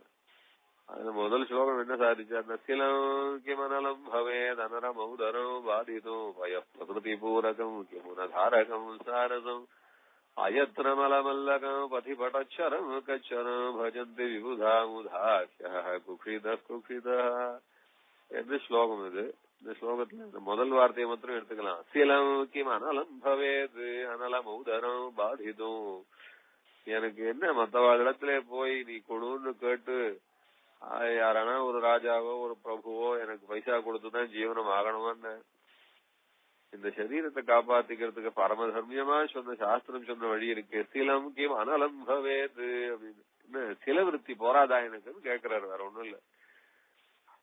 தானியங்களை பொறுக்கி எடுத்துட்டு பெருமாளுக்கு தலிகை பண்ணி சாப்பிட்டா, பெருமாளுக்கு கண்டரோட பண்ணி சாப்பிட்டா அது போறாதானே என்பதாக சாதிக்கிறார். அது என்ன, அவர் அந்த விருத்தியும் பண்ணிருக்காரு அவர். ஆனா இந்த சில விருத்தியுமே கூட எல்லா சமயங்களையும் எல்லா கஷேத்திரங்களிலும் பண்றது ரொம்ப கஷ்டம். ஏதோ ரொம்ப மழைக்காலங்களா இருந்தா அதெல்லாம் ரொம்ப சிரமம் கூட. அதனால அந்த சில விருத்திய போலயே இன்னொரு விருத்தி, அது உச்ச விருத்தின்னு சொல்லியிருக்கா சுவாமி தேசிகன். ரொம்ப நாள் உச்சவருத்தி எடுத்துட்டு வந்திருக்காரு. உச்சவருத்தின்னா உச்சம்னா அந்த கேட்டு வாங்குற தானியத்துக்கு உச்சம்னு பேரு. அந்த மாதிரி தானியங்களை வீதிகளிலே போய் கேட்டு வாங்கி சாப்பிடுறது. என்ன சுவாமி இப்படி போய் பிக்ஷை எடுக்கலாமான்னு, பிராமணன் பிச்சை எடுக்கலான்னு தர்மசாஸ்திரம் ஃபுல் பர்மிட் கொடுத்திருக்கு. யாரு பிச்சை எடுக்க கூடாதுன்னா க்ஷத்ரிய வைசியன் மற்றும் 4வது வர்ணத்தவன் இருக்காளே அவள்லாம் பிச்சை எடுக்க கூடாது. அவள்லாம் சொந்தமா வியாபாரம் பண்ணி இல்லன்னா அவளுக்கு உண்டானதான தொழிலோ பண்ணி, க்ஷத்ரியன்னா ஒரு போலீஸ் தொழிலோ ஒரு மிலிட்டரி தொழிலோ பண்ணி, வைசியன்னா அவன் ஏதாவது ஒரு வியாபாரமோ இல்லன்னா பயிரோ பண்ணி, சூத்ரன்னா அது மாதிரி ஏதோ பயிரோ இல்லன்னா சர்வீஸோ ஏதாவது பண்ணிதான் பழைக்கணும். பிராமணன் மாட்டோம் வேதாத்தியனம் பண்ணி பழைக்க முடியும்னா வேதாத்தியனம் is not a productive business. எப்படி க்ஷத்ரியனா இருக்கிறது இல்லன்னா வைசனா இருந்தா அவளுக்கு எல்லாம் என்னன்னா இந்த சம்பளம் எல்லாம் வாங்கலாம், இல்லன்னா ஒரு ப்ரொடியூஸ் ஒண்ணு ஏதாவது உருவாக்கலாம், மேனுபேக்சரிங் எல்லாம் பண்ணலாம். டெக்னிக்கலி அவளுக்கு எத்தனையோ சர்வீசஸ் எல்லாம் இருக்கு, அதெல்லாம் வச்சு அவளுக்கு பிழைக்கலாம். அப்படின்னா பிராமணனுக்கு என்ன பழைப்பு இருக்குன்னா பிராமணனுக்கு பழைப்பு கிடையாது. தர்மசாஸ்திரத்துல சொல்லுச்சு பிராமணனுக்கு பழைப்பே சொல்லல. ஆனா இருந்தாலும் அவனும் தானே பழைக்கணும்னா அதனால என்ன பழைக்கிறது, பிராமணனுக்கு மாத்திரம்தான் தானம் வாங்கிக்கிறதுக்கு ரைட் இருக்கு. இது ரொம்ப முக்கியமான அம்சம். இது பிராமணாளுக்கு இருக்கிற பெருமைகள் போல பிராமணாளுக்கு இருக்கிற சில விருத்திகளை கவனிச்சோம்னா அது இந்த காலத்துக்கு எளப்பமா படலாம். ஆனா அது பரம தர்மசாஸ்திரத்துல இது ரொம்ப சூக்ஷ்மமான விஷயமா சொல்லிருக்கு. ஒரு க்ஷத்ரியனுக்கோ ஒரு வைசியனுக்கோ ஒரு சூத்ரனுக்கோ தானம் பண்றதுனால அவனுக்கு திருப்தி ஏற்படுறது எத்தனையோ விஷயங்கள் இருக்கு. அவன் நமக்கு இன்னும் அனுகூலமா கூட இருப்பான், இதெல்லாம் இருக்கு. ஆனா அவளுக்கெல்லாம் கொடுக்கற தானம்ன்றது இருக்கு, அது தானம்னா அது பித்ருக்களை திருப்திப்படுத்தாது, இல்ல தேவதைகளை திருப்திப்படுத்தாது. அது அந்தந்த மனுஷாலதான் திருப்திப்படுத்துமே ஒழிய அது க்ஷத்ரியனுக்கோ வைசியனுக்கோ சூத்திரனுக்கோ மற்ற யாருக்குமோ நாம கொடுக்கிற தானமானது அது தேவதைகளையோ பிதர்களையோ கட்டாயம் திருப்திப்படுத்தாது. யார திருப்திப்படுத்தும்? பிரம்மா. யார கொடுத்தா தேவதைகள், யாருக்கு கொடுத்தா தேவதைகளோ பிதர்களோ திருப்திப்படுவான்னா அது பிராமணனுக்கு கொடுக்கறதுனால மாத்திரம்தான் திருப்திப்படுவா. இதுல பித்ருக்களை திருப்திப்படுத்தணும்ன்ற ஆசை பிராமண க்ஷத்ரிய வைசியாள் சூத்ராள் 4 பேருக்கும் இருக்கும். அவ 4 பேருக்கும் கடமை அது. அதனால பிராமணனுக்கு தானம் பண்றதுன்றது அது அந்த காலத்துல பிராமண க்ஷத்ரிய வைசிய சூத்ராள் 4 பேருக்கும் கடமையா இருந்ததுனால சமுதாயத்துல அத்தனை பேரும், அதாவது பிராமணால் 25% வச்சுக்கலாம், அப்ப மீதி இருக்கிற 75% இருக்கிற சொசைட்டியும் பிராமணாளுக்கு தானம் பண்ணணும். நமக்கு இருக்கிற ஐஸ்வர்யத்துல அவளுக்கு அவசியம் கொடுக்கணும். அப்பதான் அவளுடைய ஜீவனமும் நடக்கும், நம்மளுடைய பித்திருக்களும் தேவதைகளும் திருப்தி அடைவா என்று இப்படி ஒரு செட்டப் மனுதர்ம சாஸ்திரம் ஏற்படுத்தி இருக்கு. அதனால பிராமணாளுக்கு ஜீவனத்துக்கு ஒன்றும் கஷ்டம் கிடையாது அந்த காலத்து ரீதியில. இந்த காலத்து ரீதி ரொம்ப டிஃபரெண்டா இருக்கு. அந்த காலத்து ரீதியில ஒன்றும் கஷ்டம் கிடையாது. ஏன்னா பிராமணாலுமே பிராமணாளுக்கு கொடுப்பா, இருக்கிறவா கொடுப்பா, அடுத்தது க்ஷத்ரியாள் வைசியாள் சூத்ராள் எல்லாருமே கொடுப்பா. அதனால பிராமணாளுக்கு ஜீவனத்துக்கு ஒன்றும் கஷ்டம் அவ்வளவா இல்ல. சாஸ்திர பிரகாரம் இருக்கிற ராஜ்யத்துல வர்ணாசிரம தர்மம் கொலையாமல் இருக்கிற ராஜ்யத்துல பிராமண ஜீவனம் ஒன்றும் பெரிய கட்டமான ஜீவனம் கிடையாது. ஆனா அவ கொடுக்கறான்றதுனால இவ வாங்கி பாடுவோன்றது ஒரு அம்சம் இருக்கு. ஏன்னா அவ கொடுக்கறான்னா அவ கொடுக்கற பைசா இருக்கே, அந்த எதுவோ பைசாவோ தானியமோ எதுவா இருந்தாலும் அது கொடுக்கச்சே அவ நம்மிடமிருந்து பிராமணனிடமிருந்து புண்ணியத்தை பெற்றுக்கிறதுக்காக கொடுக்கறா. அப்ப பிராமணன் அந்த தானத்தை வாங்கிக்கிறவன், தானம் வாங்கறதுக்கு யோகியதை இருக்கிற ஒரே வம்சம் பிராமண வம்சம், அவன் வாங்கிக்கணும். அப்படி வாங்கிட்டான்னா அவன் புண்ணியத்தை கொடுத்தாகணும். அவனிடத்துல ஏது புண்ணியம்னா அவன் பண்ண அத்தியனம் பண்ண வேதம் தான் அவனுக்கு அவருடைய புண்ணியம். அவனுடைய அனுஷ்டானம் ஞானம் எல்லாம் புண்ணியம். அந்த புண்ணியத்தை கொடுத்தாதான் தேவதைகள்லாம் திருப்தி அடைவா, பித்தர்கள்லாம் திருப்தி அடைவா. அதனால இது ஒரு எக்ஸ்சேஞ்ச் ஆஃபர் தான். இது தானம் என்பது பிராமணன் தான் வாங்கணும், மத்தவெல்லாம் தானம் வாங்கறதுக்கு யோகியதை கிடையாது. அது போல தானம் வாங்கினான்னா அவரிடத்துல கொடுக்கற தானம் இருக்க, சாதாரணமா யாருக்கு வேணா தானம் பண்றோம். அப்படி தானம் பண்ணா நல்லதுன்னு கூட நினைச்சுக்கிறோம். அதுல தானம் பண்ணா நல்லது தானேன்ற அபிப்பிராயம் எல்லாருக்கும் இருக்கு. ஆனா அதுல தானம் பண்றதுல பலன்னு பார்த்தோம்னா யாருக்கோ ஒருத்தருக்கு சரி போனா போறதுன்னு தானம் பண்ணி விட்டோம்னா அது கொடுத்த பொருளானபடினால அது திருப்பி நமக்கு எப்பவாவது திரும்பி வரும். அது இந்த ஜென்மத்துல வரும், இல்ல வேற ஜென்மத்துல வரும். எவ்வளவா வரும்னா கொடுத்த அளவு திரும்பி வந்துரும். அதுதான் கொடுத்து வச்சவன் சொல்றோம். கொடுத்து வச்சவன் தான் இவன் முன்னாடியே இந்த பொருளை இதே மாதிரி ராசாமிக்கு எப்பவோ கொடுத்திருக்கான். அவன் இப்ப திருப்பி கொடுக்கறான். இது வேற ஜென்மத்திலேயோ கூட நடக்கலாம். அதனால கொடுத்து வச்சவன் தான் சொல்றோம். அது போல சாமானியப்பட்டவாளுக்கு கொடுத்தான்னா கொடுத்தது திரும்பி வரும், கொடுத்த அளவு திரும்பி வரும். அதை மார்க் பண்ணிக்கணும். எவ்வளவு திரும்பி வரும்னா கொடுத்த அளவு திரும்பி வரும். இதே பிராமணாளுக்கு கொடுத்தான்னா வெறும் பேருக்கு பிராமணன், ரொம்ப அத்தியனம் எல்லாம் பண்ணவர்னு கூட இல்ல, ஏதோ அவர் சந்தி சாவித்திரி பண்ணிட்டு இருப்பார் அப்படின்னா அது கொடுத்தது இன்னும் கொஞ்சம் 2 பங்கா திரும்பி வரும். அதான் திகுணம் பிராமணம் புருவே அப்படின்னா. வெறும் பேருக்கு பிராமணனா இருந்தான்னா அவனுக்கு கொடுத்தா கூட கொடுத்தது 2 பங்கா எப்பவாவது திரும்பி வரும். அது அனந்தம் வேத பாரகே. அத்தியனம் பண்ண பிராமணனா இருந்தான்னா அவனுக்கு கொடுத்தான்னா திரும்பி அந்த ஒரு பொருள் 1000 பொருளா திரும்பி வரும், அநேக பொருளா திரும்பி வரும், அனந்தமா திரும்பி வரும். அதனால அத ஞானியா இருக்கிறவனுக்கு கொடுக்கறதுல அந்த தானம் பண்றதுல விசேஷம் இருக்கு. திரும்பி வரச்சே நிறைய வரும். இல்ல திரும்பி வரச்சே நிறைய வரும்னு நினைச்சு கொடுக்கறவாளா என்னன்றதெல்லாம் அது அவளுடைய ஸ்திதி. அது ஆனா சாஸ்திரம் சொல்லச்சே அது பிராமணனுக்கு தானம் வாங்கிக்கிற யோகியத்தை இருக்கு, வேற யாருக்கும் கிடையாது. கத்திரியனுக்கோ வைசியனுக்கோ மற்றவாளுக்கும் கிடையாது. தானம் வாங்கிக்கிற யோகியதை என்ன சுவாமி கொடுக்கற தானத்தை வாங்கிக்கிறதுக்கு யோகியதை என்ன வேண்டி இருக்குன்னா, எல்லாருக்கும் தான் தானம்னா வேண்டியிருக்கு, பிடிச்சிருக்கு, பொருள் வேண்டியிருக்கு அப்படின்னு சொன்னாலும் பிராமணனுக்கு தானம் வாங்கிக்கிற யோகியதை என்னன்னா இவனுக்கு கொடுத்தான்னா கொடுக்கிறவனுடைய பித்ருக்கள் அவன் ஆராதிக்க வேண்டிய தேவதைகள் சந்தோஷப்படுவா. இதே மத்தவாளுக்கு கொடுக்கறதுல பித்ரு தேவதைகளுக்கோ இல்லன்னா தேவதைகளுக்கோ அவளுக்கெல்லாம் ஒன்னும் சந்தோஷம் கிடையாது.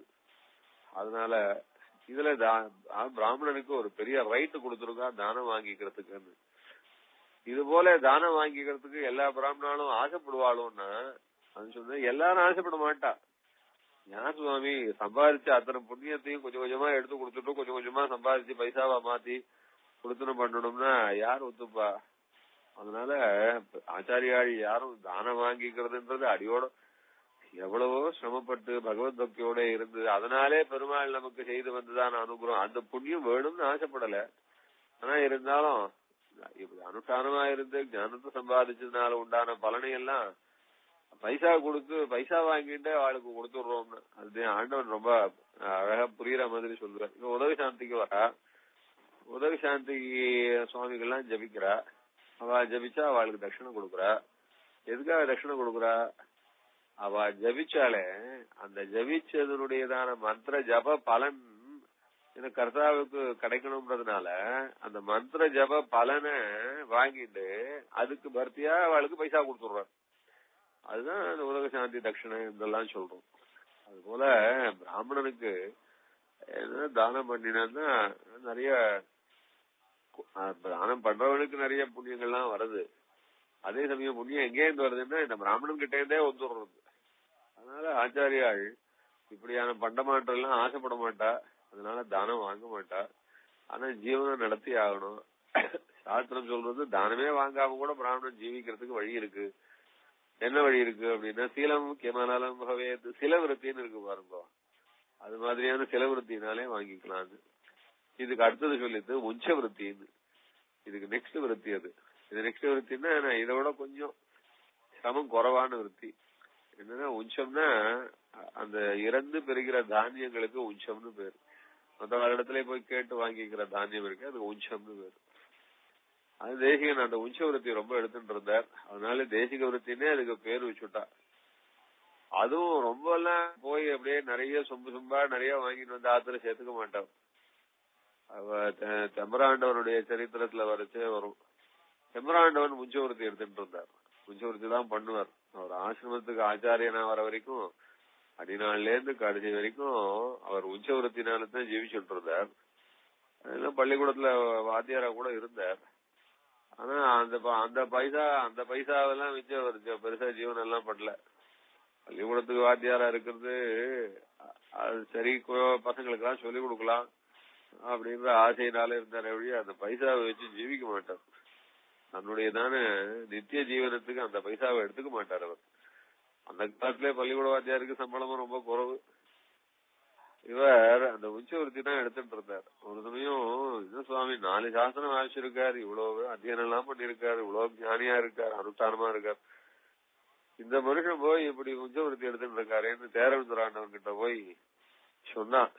தேரவிந்தராண்டவன் ஆச்சாரியன் இல்லையா, அவர்கிட்ட சிஷ்யன் என்ன சுவாமி இப்படி இவ்வளவு யோகியமா இருந்துட்டு இப்போ அவன் உச்சவருத்தி எடுத்து கஷ்டப்படுறாரு, எதுக்கு இந்த மாதிரி கௌரவ குறைவா பண்றாரு அப்படின்னு. அதுக்கு தேரவிந்தராண்டவன் சாதிச்சாராம், என்ன ஒரு தேசிகன் மாதிரி உச்சவருத்தி எடுக்கிறார் அப்படின்னு சாதிச்சாராம். அதுக்கு என்ன தாத்பரியம்னா, தேசிகன் உச்சவருத்தி எடுத்தது அது தேசிகனுக்கு சாதம் கிடைக்கணும்ன்றதுக்காக தேசிகன் உச்சவருத்தி எடுக்கல. ஒரு 4 நல்லவா இருக்காளோ இல்லையோ அவளுக்கெல்லாம் சாட்சாத்து தேசிகனுக்கு நம்ம கையால ஒரு 4 தானியம் போட்டோம்னா அது எவ்வளவு பரமானந்தம், என்ன திருப்தி, எவ்வளவு சந்தோஷம், அது எவ்வளவு பெரிய பாகிய கொடுப்பனையாச்சு. அது நாம பண்ண எல்லா புண்ணியத்தை காட்டிலும் பெரிய கொடுப்பனை என்னன்னா தேசிகன் உச்சவருத்தி கேளச்சே அவருடைய சொம்புல ஏதோ சில தானியங்களை சேர்த்தோமேன்னு அந்த பரமானந்தத்துக்காக. அது போலதான் அவர் லோக க்ஷேமத்துக்காக உச்சவருத்தி எடுக்கிறார்.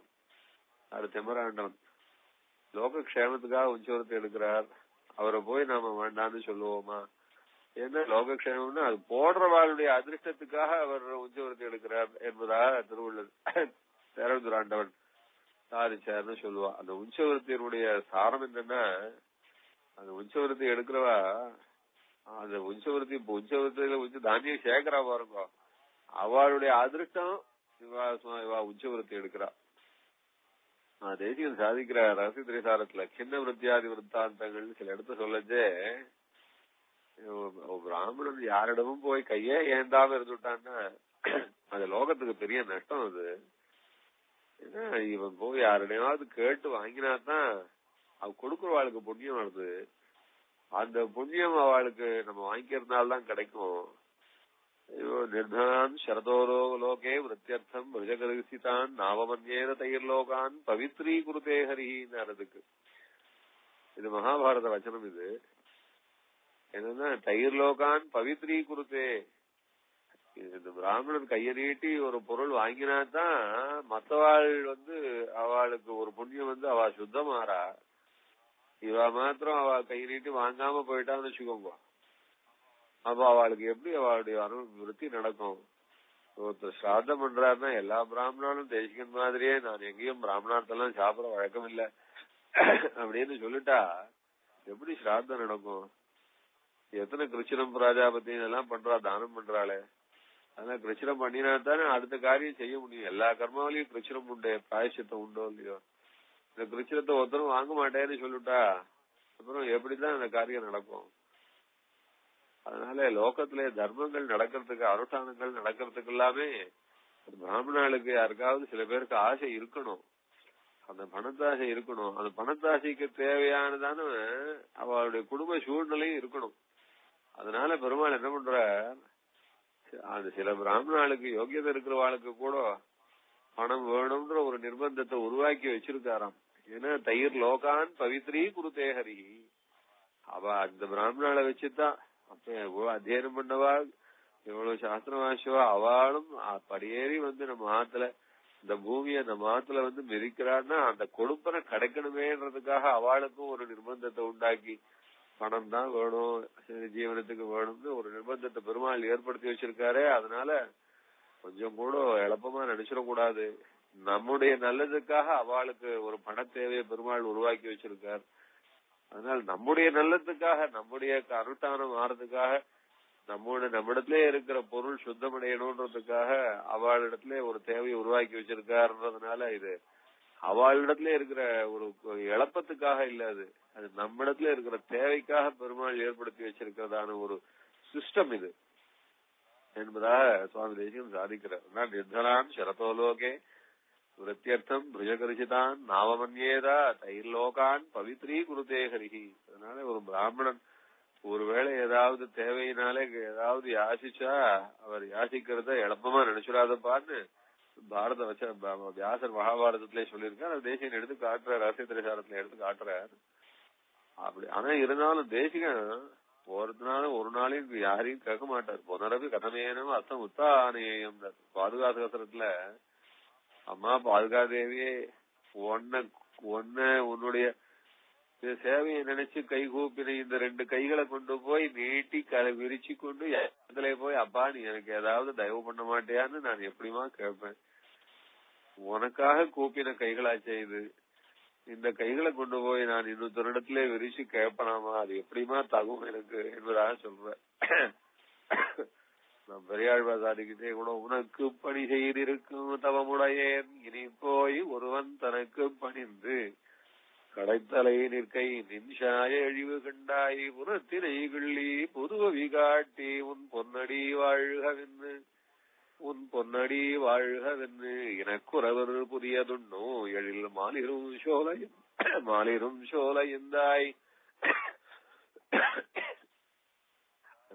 எப்படி பெரியவாள் அது பெருமாளை கை கூப்பின இந்த கையில கொண்டு யாசகம் பண்ண மாட்டார்னு இருந்தா அது யாச்சகம் பண்றவாளையும் தப்பாவே நினைக்க கூடாதுன்னு தேசிகன் சாதிக்கிறார். தேசிகன் சில விருத்தியாவும் ஜீவிச்சிருக்கார், முச்ச விருத்தியாவும் ஜீவிச்சிருக்கார். ஆனா இப்ப எடுத்த ஸ்லோகத்துல தேசிகன் உஞ்ச விருத்தினாலே ஜீவிச்சார்னு சொல்லல குமாரன். இது முடிய சொல்லியிருக்கேன். தேசிகனுடைய திருக்குமாரர் தலையெடுத்த பிறகு அவரு அப்பாவை உச்சவர்த்திக்கு அனுப்ப விடமாட்டார் போல இருக்கு. அத ஸ்பஷ்டமா சொல்லல, ஆனா குறிப்பா காட்டுறார். இவ்வளவு ஞானம் எத்தனை சிஷ்யாள், அத்தனை சிஷ்யாளும் எத்தனையோ சமர்ப்பிக்கிறா, இதெல்லாம் ஒண்ணும் வேண்டாம்னு சொல்லிட்டு எதுக்கு உச்சவர்த்தி எடுக்க போகணும்? சிஷ்யாள் சமர்ப்பிக்கிற திரவியத்தை கட்டாயம் வேண்டாம்னு சொல்லக்கூடாது. சிஷ்யாள் சமர்ப்பிக்கிற திரவியம் இருக்க, அந்த திரவியம் சிஷ்யாள் அவசியம் சமர்ப்பிக்கணும்னு தர்மசாஸ்திரம் சொல்லியிருக்கு. அதனால அவ காரியத்தை பண்ணிச்சே அந்த திரவியங்கள் எல்லாம் வேண்டான்னு உதாசீனப்படுத்த கூடாது. வேண்டாம், எதுக்குப்பா இவ்வளவு சமர்ப்பிக்கிற, ஏதாவது கொஞ்சம் நிறைய கொடுக்காதப்பா, கொஞ்சம் கூட போறோம் அப்படின்னு வேணா நிர்பந்தப்படுத்தலாமே வழிய சிஷ்யா சமர்ப்பிக்கச்சே அந்த வஸ்துவை வேண்டான்னு ஆச்சாரியன் அத மறுக்க கூடாது. ஏன்னா சாஸ்திரம் அப்படி சொல்லிருக்கு. ஆச்சாரியாய பிரியம் தரமாஹிருத்ய பிரஜானந்தம் அபியவச்சேத்ஸீ சத்யான்னம் பிரமதிதவ்யம் தர்மான்னம் பிரமதிதவ்யம் குஷலான்னம் பிரமதிதவ்யம் பௌத்தியம் பிரமதிதவ்யம் அப்படின்னு வேதம் கட்டளை, சிஷ்யனுக்கு கட்டளை போடுறது. தயா ஆச்சாரியன் கிட்ட வாசிச்சியா, அந்த வாசிச்சதுக்காக அவருக்கு ஏதாவது தட்சிணை கொடு, ஏதாவது ஒரு தட்சிணை, ரொம்ப ஓஹோன்னு எல்லாம் இல்ல. தட்சிணை கொடுன்னு சொன்ன உடனே அப்படியே தட்டை நிறைய ரொப்பி வச்சுட்டு அப்படியே பிரமாதமா அப்படியே அள்ளி தரணும் அப்படின்லாம் இல்ல. யதா சக்திவா அப்படின்னு உன்னால முடிஞ்சதுரா, உன்னால என்ன முடியும் அப்படின்னா அருணம்னு ஒரு பிரகரணம் வரும் வேத பாராயணத்துல. அருணம்னு முதல் காட்டணும், முதல் பிரச்சனம். அது அருணம் முதல் பிரச்சனத்துல 135 மேல இருக்கு. அதுல சொல்லச்சே கடைசியில சொல்றது, டேய் ஆச்சாரியன் உனக்கு அருணம் சொல்லி கொடுத்தாரா, இவ்வளவு சொல்லி கொடுத்தாரா, அவருக்கு என்ன கொடுக்க போற அப்படின்னு ககம் சம்வாத சக்ஷமோ அப்படின்னு ஒரு தட்சிணா, ஒரு பசுவையாவது கொடு, இல்ல பசுவை கொடுக்கணும், ககம்சம் இல்லடா ஒரு வெங்காய பாத்திரமாவது கொடுறா, க்ஷௌமோ எதனா உடுத்திக்கிறதுக்கு வேஷ்டியாவது கொடுறா, ஏதாவது சுவாமி எனக்கு அவ்வளவு எல்லாம் முடியல, நான் சிஷ்யன், நான் ரொம்ப சின்ன பையன், நானே சின்ன பிரம்மச்சாரி, நான் என்ன கொடுக்க போறேன் அப்படின்னு யதா சக்திவா ஏதாவது கொடுறா, கொண்டு போய் தர்ம கட்டையாவது அர்த்தம் வந்து போடுறா, ஆச்சாரியனுக்கு அனுஷ்டானத்துக்கு இருக்கட்டும், சமித்தையாவது எதையாவது கொடு, பழங்களாவது எதையாவது பரிசன் வந்து கொடு, என்ன எதையாவது கொடுக்கணும். அதுக்காக எதையாவது கொடுக்கணும்னா எல்லாத்தையும் கொடுக்கணும், எத்தையோ கொடுக்கணும் அப்படின்னு கட்டாயம் சாஸ்திரம் சொல்லல. எதையாவது கொடுக்கணும்னு சொல்லிருக்கு வாசிச்சதுக்காக. அதுதான் வேதம் சொல்றது யதா சக்திவானது. அது சொல்லச்சே ஆச்சாரியாய பிரியம் தனமாகிருத்திய பிரஜாதந்தும் மாவ்யவச்சேத்ஸீ, பிரியம் தனமாகிருத்திய, உங்க ஆத்துல எது உனக்கு உதவலையோ பார்த்து இது இந்த மாதிரில ஒண்ணு யூஸே இல்லை, இதை கொண்டு போய் ஆச்சாரியனுக்காவது கொடுத்துடலாம் அப்படின்னு சொல்லி எடுத்துட்டு வந்து கொடுத்துடாத. பிரியம் தனமாகிருத்திய, அவருக்கு தேவை என்னன்னு பாரு. அன்னைக்கு அவருக்கு ஒருவேளை பித்திருக்காரியம் ஏதாவது சிராத்தமா இருக்கலாம், அது மாதிரி இல்ல ஏதாவது வாரத்துல ஏதாவது ஃபங்க்ஷனா இருக்கலாம், சாஸ்திரம் தர்மசாஸ்திரம் சொன்ன ஃபங்க்ஷனே எவ்வளவு இருக்கு, அது மாதிரி ஏதாவது ஃபங்க்ஷனா இருக்கலாம், இல்ல சாதாரண நித்தியபடியா கூட இருக்கலாம். ஏதாவது இருக்கும், அப்ப அவருக்கு தேவையா இருக்கும், அதுக்காக அவர் வெளியில போய் சிரமப்பட்டு சம்பாதிக்க வேண்டாம். அதனால பார்த்து அவருக்கு என்ன தேவையோ அந்த தேவைக்கு தகுந்த மாதிரி உன்னால முடிஞ்ச வஸ்துக்களை அவருக்கு காணிக்கையா சமர்ப்பி. அதனால ஆச்சாரியாய பிரியந்தரமாக பிரஜாதந்தும் மாவியவச்சேர்த்தி. இந்த வேதம் இந்த இடத்துல ரொம்ப சுவாரஸ்யமா பதம் போட்டுது. எப்படின்னா ஆச்சாரியாய பிரியந்தரமாகரா அப்படின்னு நிறுத்தல.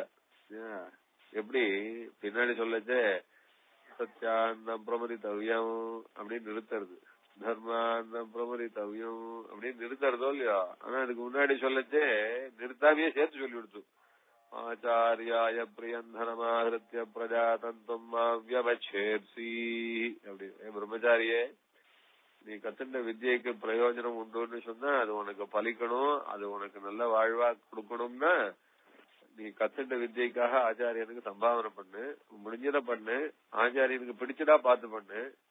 அதை பிடிச்சதா பார்த்து பண்ணிட்டு கல்யாணம் பண்ணிட்டு சௌக்கியமா குழந்தை குட்டிகளோட நன்னாரு அப்படின்னு ரெண்டுத்தையும் சேர்த்து சொல்லி கொடுத்து. அது என்ன தாத்பரியம்னா, ஆச்சாரியனிடம் கிரகிச்சதான நல்ல வித்யை இருக்கு, அந்த வித்யைக்காக ஆச்சாரியனுக்கு ஏதாவது சிறிய காணிக்க சமர்ப்பிச்சாதான் அது இவனுக்கு பிற்காலத்திலே நல்ல வாழ்வை கொடுத்து குழந்தை குட்டிகளோட நன்னா சௌக்கியமா இருந்து சந்ததி விருத்தியோட நன்னா இருப்பான்னு வேதம் அங்க ரொம்ப சூக்ஷ்மமா பதம் போட்டு சொல்றது. அதனால அப்படி வேதம் ஆச்சாரியனுக்கு சிஷ்யன் காணிக்க சமர்ப்பிக்கணும், முடிஞ்ச அளவு சமர்ப்பிக்கணும். அதனால உண்மையா எது முடிஞ்சாலோ அதை சமர்ப்பிக்கணும். யதாசக்தின்னு சொல்லிட்டு அது யதாசக்தின்னு சொல்லிருக்கு. நமக்கு எவ்வளவோ சக்தி இருக்கு, ஆனா யதாசக்தின்னா ஏதோ கொஞ்சோண்டுன்னு அர்த்தம் இல்லை. யதாசக்தின்னா நிஜமாவே முடிஞ்ச அளவு சமர்ப்பிக்கணும்னு அர்த்தம்.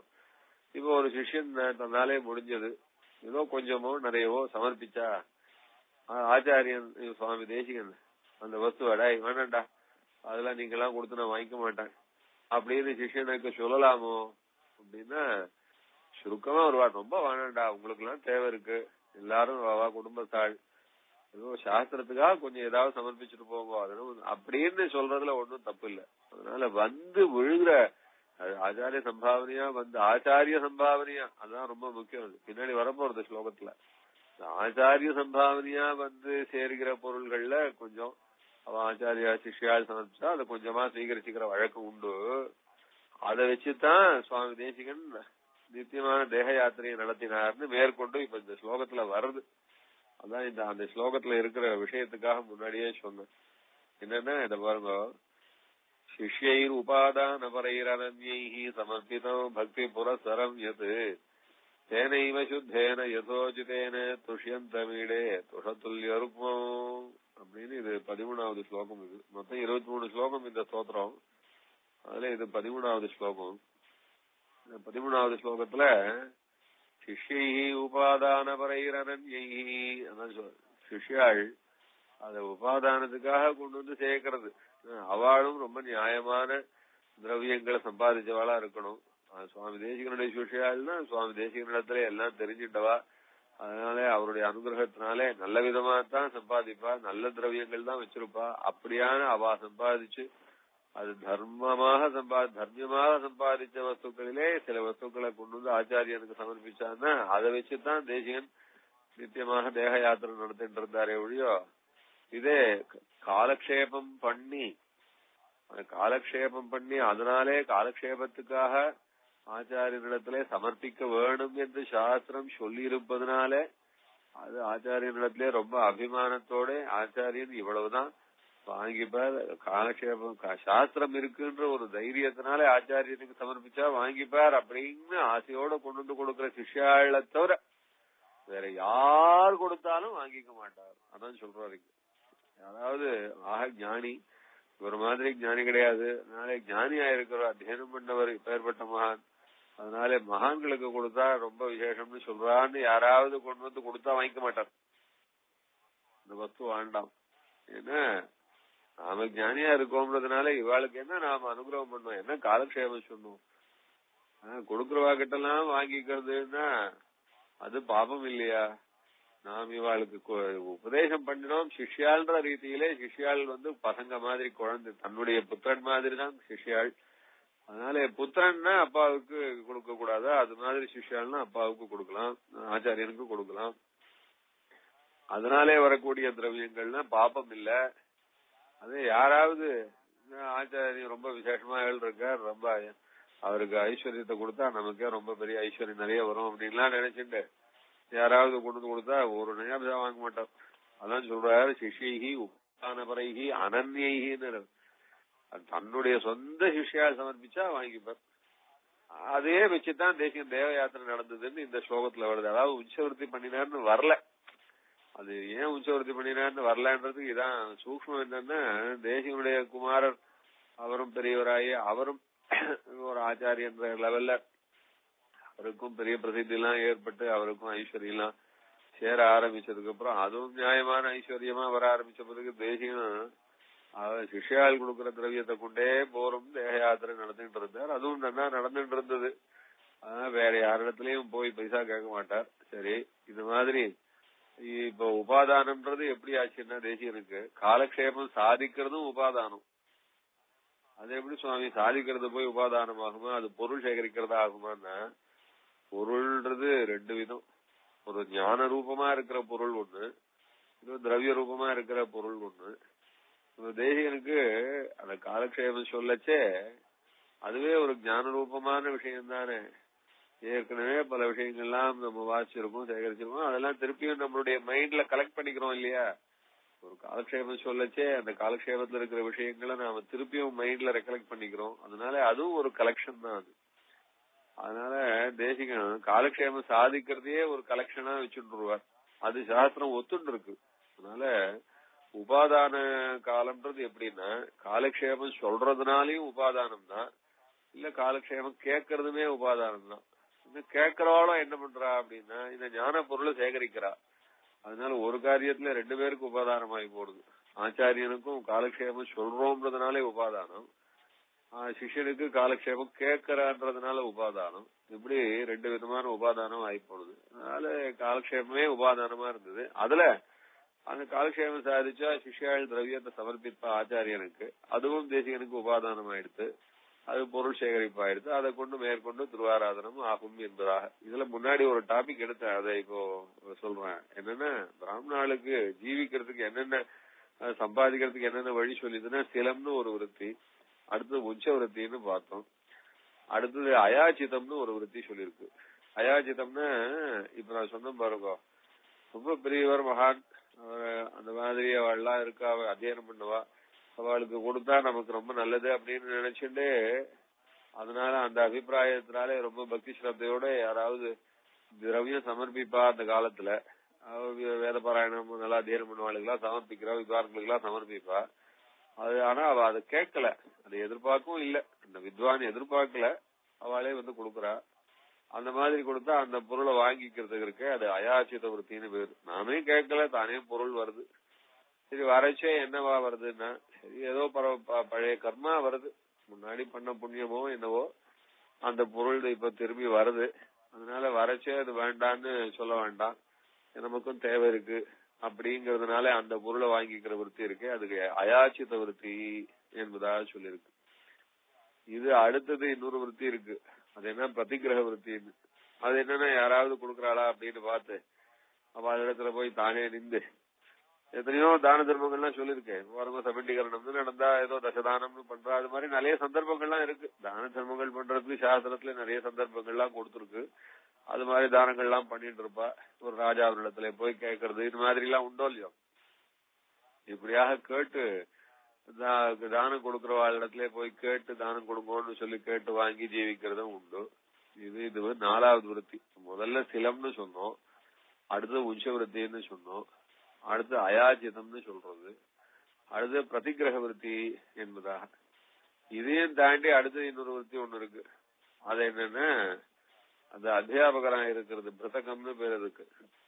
அத்தியாபகரா இருக்கிறது, வேத பாடசாலையில வாத்தியாரா இருந்து அத்தியானம் சொல்லி கொடுத்து அவ அது ஏதாவது சம்பளம் கொடுத்தான்னா அந்த சம்பளத்தை கொண்டு ஜீவிக்கிறதுன்றது இது அடுத்த விருத்தியா சொல்லிருக்கு. இதுக்கு அடுத்தது இன்னொரு விருத்தி சொல்லிருக்கு. அது என்னன்னா இந்த புரோகிதரா இருக்கிறது, யாகங்கள்லாம் பண்ணி வைக்கிறது, இல்ல அவ கிரகத்துல பண்ணக்கூடிய கிரகியங்கள் அது பூர்வாபர கர்மாக்கள் இதெல்லாம் நடத்தி வச்சு வாத்தியாரா இருந்து இதெல்லாம் பண்றது அப்படின்னு புரோஹித விருத்தின்னு சொல்லியிருக்கு. இதுல இது மாதிரி இப்போ சொன்னது சில விருத்தி, உஞ்ச விருத்தி, அயாஜித விருத்தி, பிரதிகிரக விருத்தி, மிருதக விருத்தி, புரோஹித விருத்தி இப்படின்னு இதெல்லாம் தாண்டி இன்னும் சில வழியெல்லாம் சொல்லியிருக்கு. ஆனா அதெல்லாம் பிராமணாள் மாத்திரம் பண்றது இல்ல. வட்டிக்கு வாங்கலாமான்னு ஒரு கேள்வி. புசீத விருத்தின்னு பேரு, வார்தூஷிகம்னு சொல்லுவா. அது பேருக்கு அதே பயிர் பண்றதெல்லாம் இருக்கோ இல்லையோ, அது மாதிரி விருத்திகளா இருக்கோ இல்லையோ அப்படின்னா அதெல்லாம் பிராமணர்களுக்குன்னு ஏற்பட்டது கிடையாது. அதையும் வச்சு ஜீவிக்கிறவா ஏதோ அவளால முடியலன்றதுனால ஜீவிக்கிறா. வசந்தது எதுன்னா பௌரோஹித்யத்தை விட மிருதகம், அந்த மிருதகத்தை விட அது வசந்தது. அது பரவாயில்ல பிரதிகிரகம், பிரதிகிரகத்தை விட வசந்தது அதுதான் அயாச்சிதம், அயாச்சிதத்தை விட வசந்தது எப்படின்னா உஞ்சவருத்தி, அதையும் விட வசந்தது சிலவருத்தி என்பதாக இந்த கிரமத்துல அதுல என்ன முடியுமோ அந்த சந்தர்ப்பத்துக்கு தகுந்த மாதிரி அந்த காலத்திலே ஜீவிச்சுட்டு இருந்தா.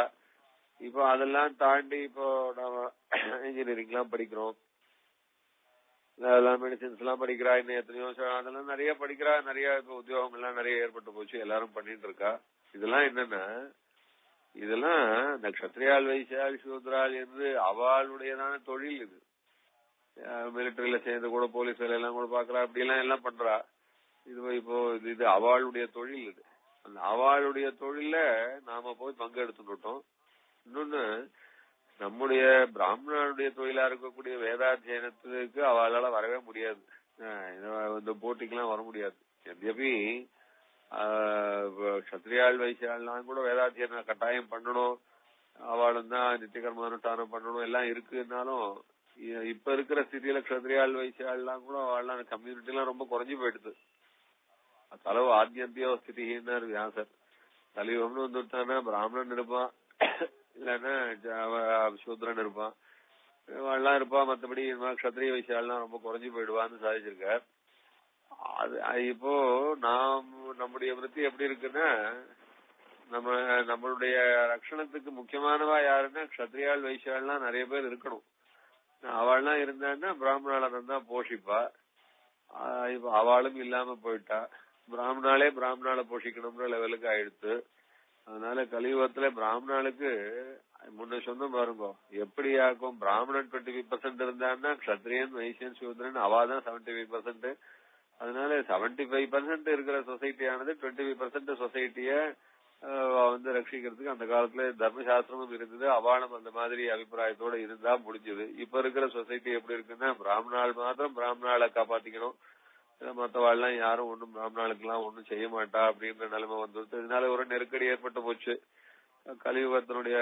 அதனுடைய வேகத்துல எத்தனையோ மாற்றங்கள்லாம் வந்துடுது. ஆனா இதே கலியுகத்துல இதே 744 வருஷம் முன்னாடிதான் தேசிகனுடைய அவதாரம்.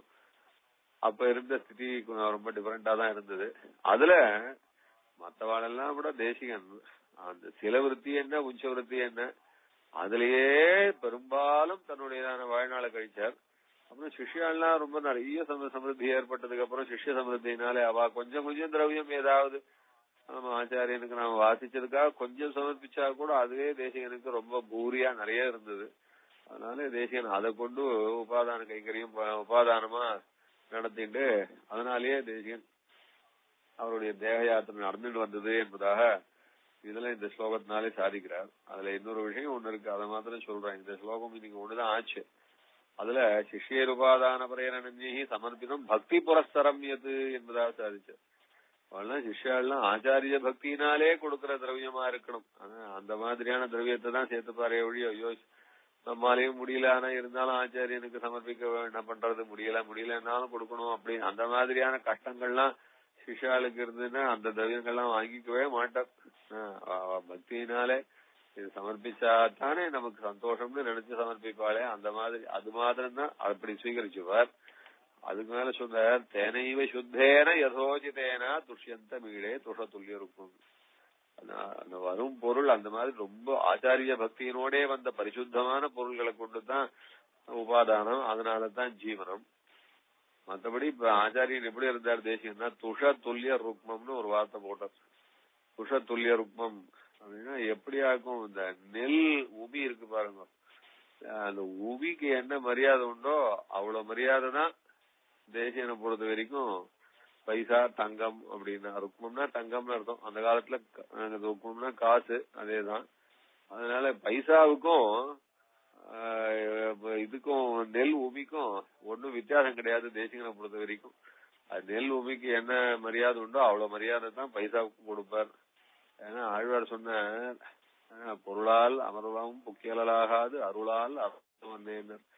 எவ்வளோ பில்லியன்ஸ் ஆஃப் டாலர்ஸ் கொடுத்தாலும் பெருமாள் பில்லியன்ஸ் ஆஃப் டாலர்ஸ் நமக்கு கொடுக்குறான்றதுனால மோட்சம் கொடுக்க போறாருன்னா இல்லையா? அதனால அதான் குப்பை களத்தன்ன செல்வத்தை வள்ளல் புகழ்ந்தரும் வாய்மை இழக்கும் புலவீர்காள்னு நம்மாழ்வார் சாதிக்குது. அதனால பைசா மோட்சத்துக்கு வழி கிடையாது.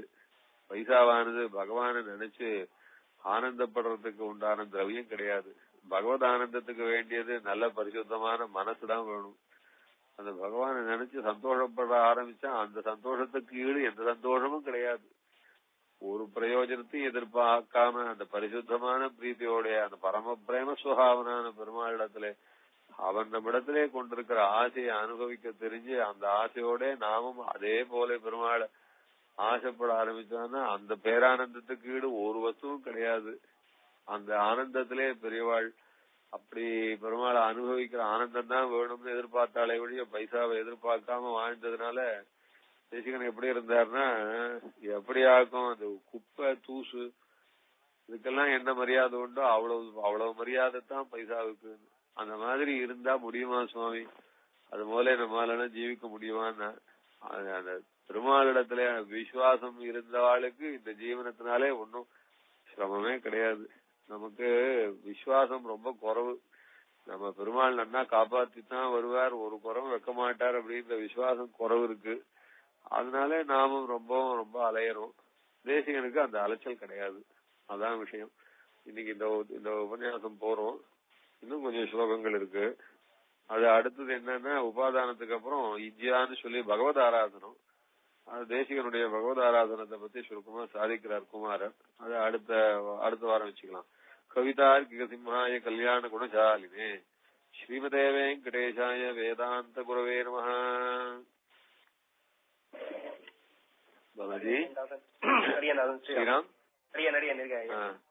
ரொம்ப ஆச்சரியம் அடியன், ரொம்ப பாக்கியம் அடியன் சாதிக்க வேண்டியது. ரொம்ப வேண்டிக்கிறோம். ஆச்சரியமான என்ன யாருக்கான அஃபெக்டிங்கா இருக்குமா இது? அடியன் ரொம்ப தெரிஞ்சுக்க வேண்டியது அடியன். இது போல ஒரு ரொம்ப வைராக்கியம் எல்லாம் பேசினா யாருக்கும் பிடிக்காது. இப்பேற்பட்ட ஆச்சாரியன்றதுக்கு நம்ம அப்படியே கண்ணால இது விட வேண்டிய ஒரு விஷயம் தான் இத்தாரியன். அவர் எழுதின ஒர்க்கோ இது போல இல்ல, அவர் இருந்ததை பத்தி தெரிஞ்சுக்கிறதுன்றது ரொம்ப பரம பாக்கியம் நம்மளுக்கு. சுவாமியை சாதிக்கிறது பரம பாக்கியம் நிஜமா. சரி.